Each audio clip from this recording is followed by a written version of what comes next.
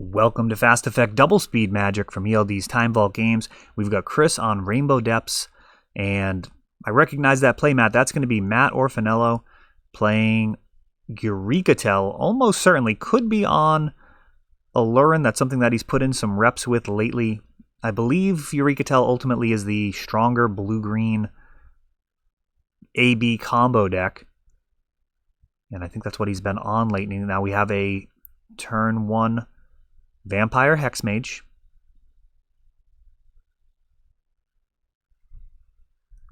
a Island fetched out for Matt, and a Ponder. OBS has improved quite a bit. Nice to be able to make these little edits live. Does help us get a video out every single day. So to that end, if you like the channel, if you love seeing Legacy, how about a thumbs up?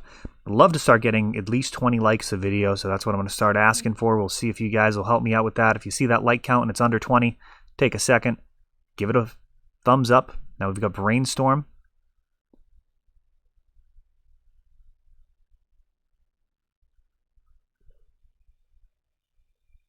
What is going on? We got a Brainstorm and then a Scoop. So perhaps a illegal deck list? I'd imagine that's what this has to be. That is brutal in the finals. Now, I mean, that's not even how that would go. Matt has been playing a very, very long time. I remember playing with him in like Grandmaster games in North Dartmouth way back in the day. Talking like Invasion, Odyssey era.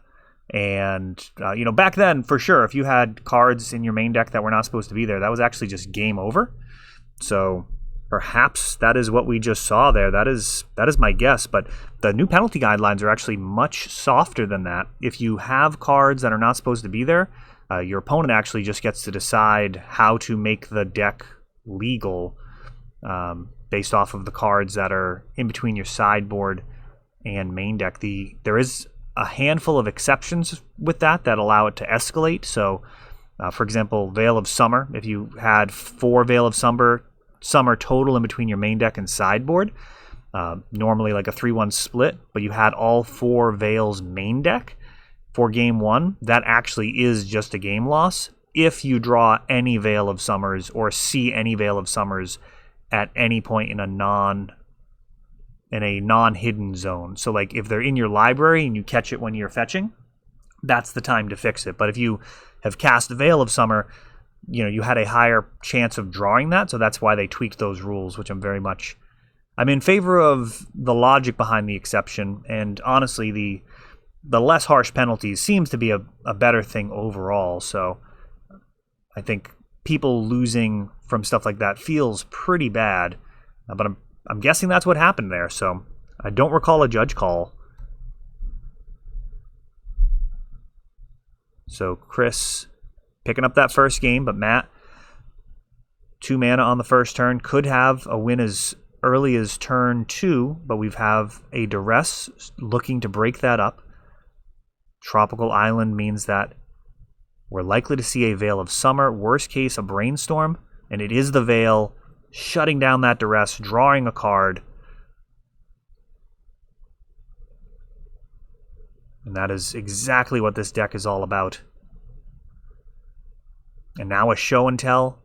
What do we have? A Dark Depths and an Omniscience. Ooh, but passing the turn. So now a 20/20 available for Chris. Thanks to this Thespian stage, Matt's going to need some help off the top, it would seem.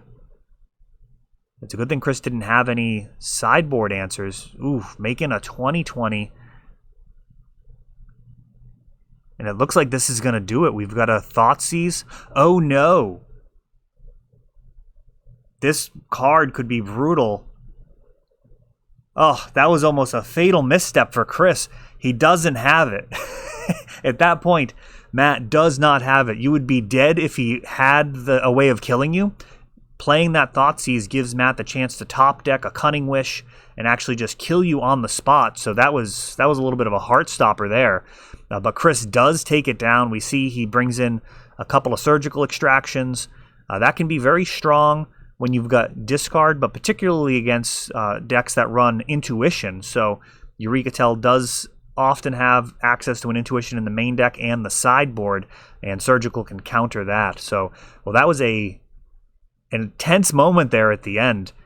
Really gave Matt a chance, but the top of the deck did not bail him out, so we will not have a game 3 as Rainbow Depths takes that down pretty quickly. That is all for this one, but don't worry, there is a lot more. You can check out our older videos, and we're always putting out new videos from ELD's Time Vault games in Bellingham, Massachusetts. If you want to help the channel, of course, you can like, subscribe, share, tap that notification bell so you can know the next time our new videos come out. Thanks for watching.